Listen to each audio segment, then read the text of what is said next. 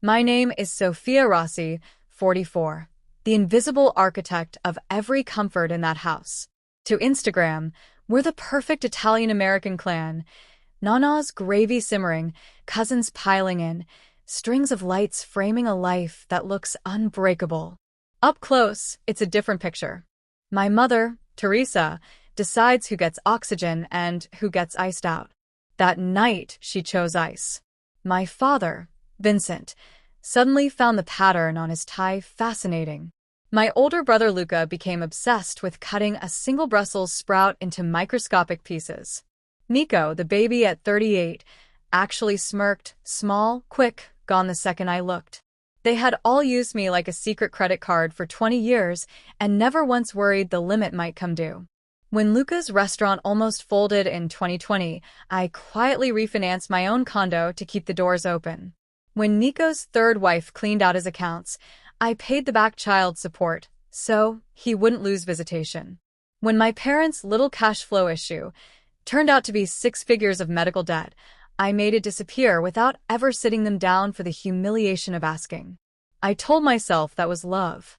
They told themselves it was my job. Teresa's words weren't random. They were the finale she'd been rehearsing since I bought my first apartment and dared to have a life that didn't orbit her kitchen. "Stop mooching," she said again, softer, savoring it. The table nodded on cue. That nod was the last brick in the wall I finally decided to stop banging my head against. I finished my wine, set the glass down with a deliberate click, and smiled the way you do when the plane drops 10,000 feet and you realize the oxygen mask is yours to take first. Nobody asked where I was going when I stood. They were already rewriting history without me in it. At home, I poured a bourbon I didn't taste and opened the vault I'd kept locked even for myself, the encrypted folder labeled Family Do Not Delete. Bank transfers, Venmo histories, wire confirmations.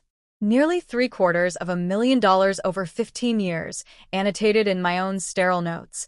Mom, cataract surgery. Luca, tax lien. Nico, private school deposit number 4. Seeing it totaled felt like watching someone else's life bleed out. I didn't slam the laptop. I didn't scream. I simply turned every recurring payment off, one by one, the way you'd switch off lights in a house you've already sold. Then I opened the trust documents for the beach house in Delaware, the one I'd signed over to my parents 5 years ago, so it stays in the family. Page 17, paragraph 4. If any beneficiary initiates legal action questioning the gift, title reverts immediately and irrevocably to the grantor. Me. I went to bed strangely calm, the way soldiers must feel the night before a battle they already know they've won. 4 days later, Nico FaceTimed from the beach house, shirtless and sunburned, holding his phone like a grenade. "Soph, the power's out, the well pump's dead, and the management company says the account's closed. Fix it." I let him yell. When he paused for breath, I said, "You told me to stop mooching. Consider it handled." I ended the call before he could reply.